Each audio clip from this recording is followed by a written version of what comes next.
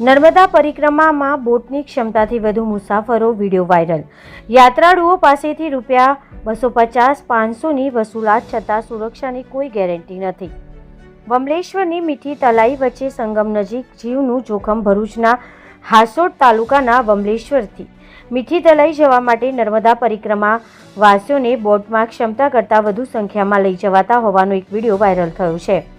વિડીયોમાં દેખાતી બોટમાં અંદાજિત 100 લોકોની ક્ષમતા હોય છે, પરંતુ આમાં 125થી 150 લોકોને બેસાડ્યા હોવાનું દેખાય છે। આ વિડીયો યાત્રાળુઓની સુરક્ષા પર ગંભીર સવાલો ઊભા થાય છે। પરિક્રમાવાસીઓ નદી પાર કરવા માટે બોટનો ઉપયોગ કરે છે। વાયરલ થયેલા વિડીયોમાં સ્પષ્ટ દેખાય છે કે બોટમાં નિર્ધારિત ક્ષમતા કરતાં અનેક ગણા વધુ યાત્રાળુઓને બેસાડવામાં આવ્યા છે। આક્ષેપ છે કે સલામતીના નિયમોનું પાલન કરવામાં આવતું નથી। વમલેશ્વર ઘાટનું સંચાલન જિલ્લા પંચાયત દ્વારા હરાજી પ્રક્રિયા દ્વારા સંચાલકોને સોંપવામાં આવે છે। પરિક્રમાવાસીઓ પાસેથી નદી સંગમ સ્થળ પર કરવા માટે વાહનોમાં આવતા યાત્રાળુઓ પાસેથી રૂપિયા 500 અને પગપાળા આવતા યાત્રાળુઓ પાસેથી રૂપિયા 250 સુધીની રકમ વસૂલવામાં આવે છે। બોટમાં સવાર પરિક્રમાવાસીઓએ જ આ સ્થિતિનો વિડીયો બનાવી વાયરલ કર્યો છે।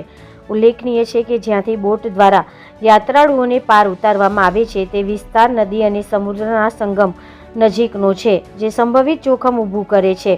હાસોટના વમલેશ્વરથી દહેજ મીઠી તલાઈ વચ્ચે નર્મદા નદી અને સમુદ્રનું સંગમ સ્થળ આવેલું છે। અહીં ઊંડાઈ 18થી 20 ફૂટ સુધીની હોય છે।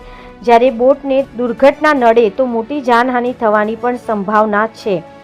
મોટી બોટમાં 100 જેટલા પ્રવાસીઓ બેસાડવાની મંજૂરી હોય છે, પરંતુ બોટ સંચાલકો 130થી 150 લોકો બેસાડતા હોવાની માહિતી મળી છે। અત્રે ઉલ્લેખનીય છે કે આજથી 5 વર્ષ પૂર્વે પણ નર્મદા પરિક્રમાવાસીઓની બોટ સમુદ્રમય બની હતી।